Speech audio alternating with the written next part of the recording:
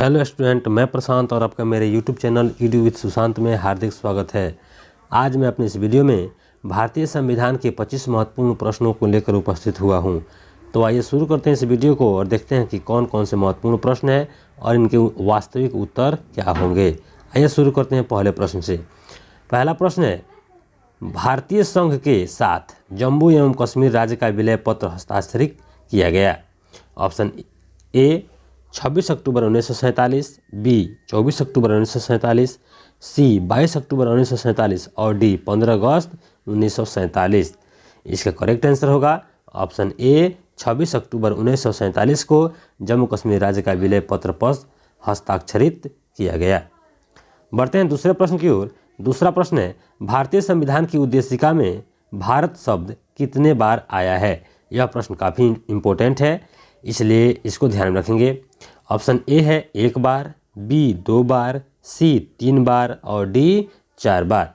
इसका correct answer होगा option B 2 बार। तो उद्देशिका में भारत शब्द मात्र 2 बार ही आया है। बढ़ते हैं तीसरे प्रश्न की ओर। तीसरा प्रश्न है, संविधान सभा के राष्ट्रीय ध्वज समिति के अध्यक्ष कौन थे।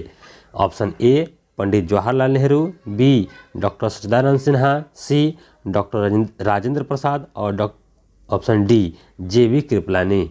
इसका करेक्ट आंसर होगा option C doctor Rajendra Prasad जो थे वे राष्ट्रीय ध्वज समिति के अध्यक्ष थे। बढ़ते हैं आज के चौथे क्वेश्चन की ओर। चौथा प्रश्न है, जब भारतीय संविधान को अपनाया गया तब इसमें कितनी अनुसूचियाँ थी, अर्थात मूल संविधान में कितनी अनुसूचियाँ थी। ऑप्शन ए 12, ऑप्शन बी 22, सी 7 और ऑप्शन डी 8। इसका करेक्ट आंसर होगा ऑप्शन डी, मूल संविधान में 8 अनुसूचियाँ मौजूद थी। बढ़ते हैं आज के पांचवें प्रश्न की ओर। पांचवा प्रश्न है, यदि किसी राज्य के विधानसभा का अध्यक्ष अपना त्याग पत्र चाहे यानी अपना पद त्यागना चाहे तो उसे अपना त्याग पत्र देना चाहिए। किसे देना चाहिए। ऑप्शन ए उपाध्यक्ष को, बी राज्यपाल को, सी राष्ट्रपति को और डी इनमें से सभी को। इसका करेक्ट आंसर होगा ऑप्शन ए उपाध्यक्ष को। जब विधानसभा का अध्यक्ष अपना पद त्यागना चाहे तो अपना त्यागपत्र उपाध्यक्ष के नाम से सौंपेंगे।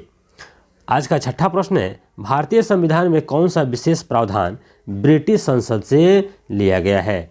ऑप्शन ए संघीय प्रणाली, बी संसदीय प्रणाली, सी मूल अधिकार और डी सर्वोच्च न्यायपालिका। इसका करेक्ट आंसर होगा ऑप्शन बी संसदीय प्रणाली जो है वह ब्रिटिश संसद से लिया गया है। बढ़ते हैं आज के सातवें प्रश्न की ओर। सातवां प्रश्न है, भारतीय संविधान के किस संशोधन द्वारा प्रस्तावना में समाजवाद और धर्मनिरपेक्ष शब्द जोड़े गए। ऑप्शन ए 46वें, बी 44वें, सी 42वें और ऑप्शन डी 40वें संशोधन द्वारा।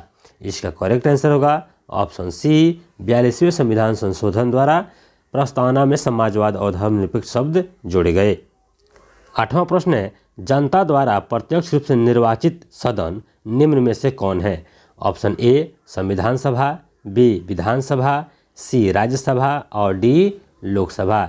इसका करेक्ट आंसर होगा ऑप्शन डी लोकसभा जनता द्वारा प्रत्यक्ष रूप से निर्वाचित सदन है। बढ़ते हैं आठवां प्रश्न दूसरी बार आ गया है, दो बार आ गया है। इसको भी देख लेते हैं। भारत के संवैधानिक इतिहास का वह कौन सा संशोधन है जिसे पूर्णतः रद्द कर दिया गया। ऑप्शन ए 99वां, बी 100वां, सी 101वां और ऑप्शन डी 300वां संविधान संशोधन।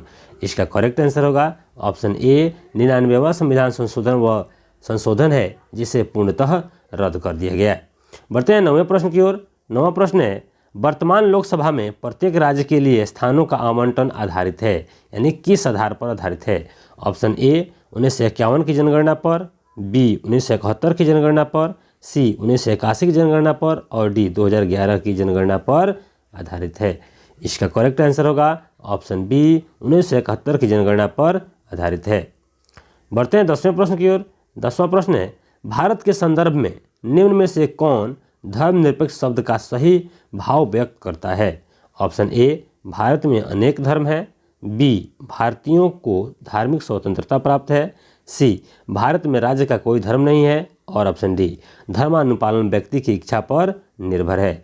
इसका करेक्ट आंसर है ऑप्शन सी, भारत में राज्य का कोई धर्म नहीं है। बढ़ते हैं आज के 11वें प्रश्न की ओर। 11वां प्रश्न देखते हैं, भारतीय संविधान की कौन सी अनुसूची नगरपालिका से संबंधित है? ऑप्शन ए 15वीं, बी 14वीं, सी 13वीं और डी 12वीं।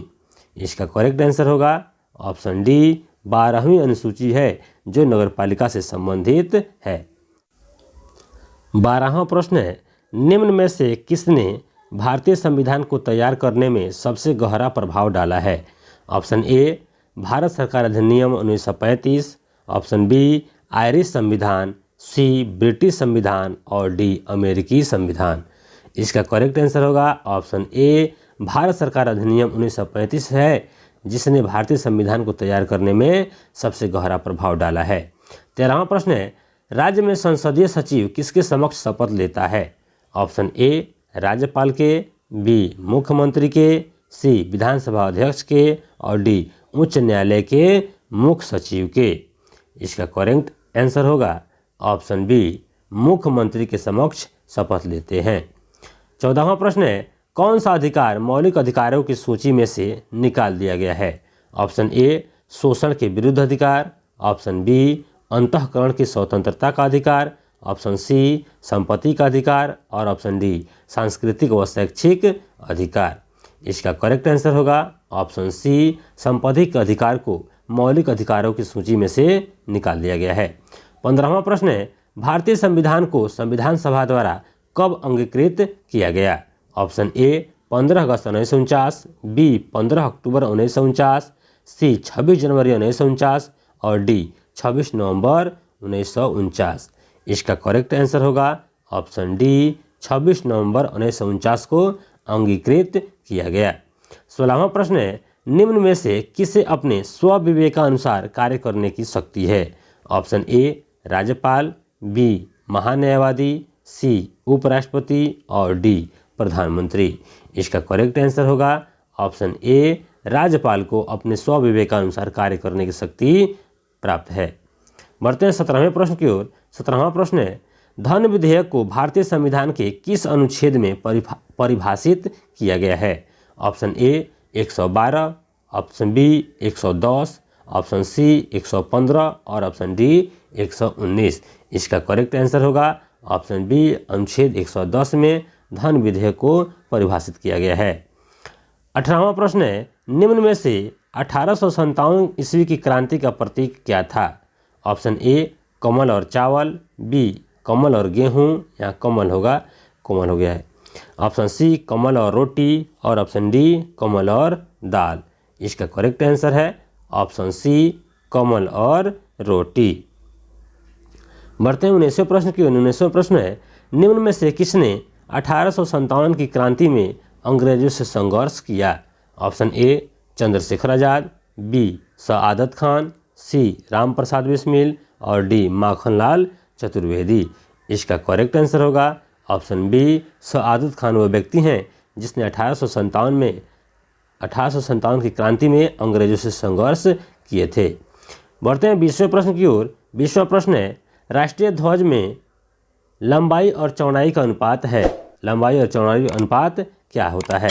ऑप्शन ए 3:2, बी 2:3, सी 3:3 और डी 2:2। इसका करेक्ट आंसर होगा ऑप्शन ए, तो राष्ट्रीय ध्वज की लंबाई और चौड़ाई का अनुपात 3:2 होता है।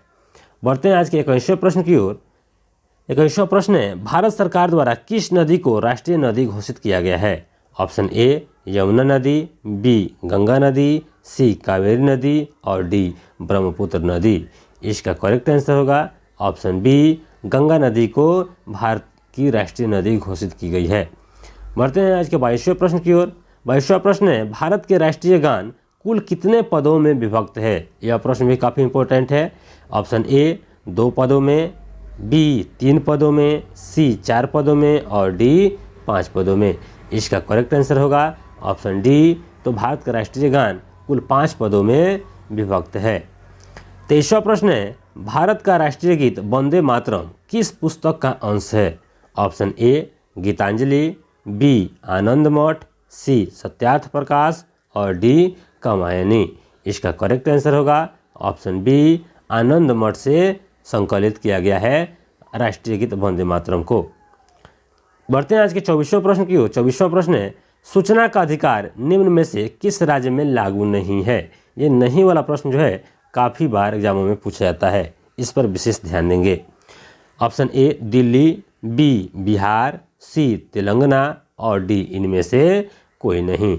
इसका करेक्ट आंसर होगा ऑप्शन डी, इनमें से कोई नहीं, क्योंकि सूचना का अधिकार जो है जम्मू कश्मीर राज्य में लागू था, लेकिन जब जम्मू कश्मीर राज्य को राज्य का दर्जा से हटा दिया गया तब वह ऑप्शन समाप्त हो गया है। बढ़ते हैं आज के 25वें और आखिरी प्रश्न की ओर। 25वां प्रश्न है, निम्न में से किस एक का संरक्षण भारतीय नागरिक का मूल कर्तव्य है। Option A gram panchayat, B राष्ट्रीय ध्वज, सी वन्य प्राणी और डी इनमें से कोई नहीं। इसका करेक्ट आंसर होगा ऑप्शन सी, वन्य प्राणी। तो साथियों, इस प्रकार हमने देखा आज नागरिक शास्त्र के 25 महत्वपूर्ण ऑब्जेक्टिव प्रश्नों को।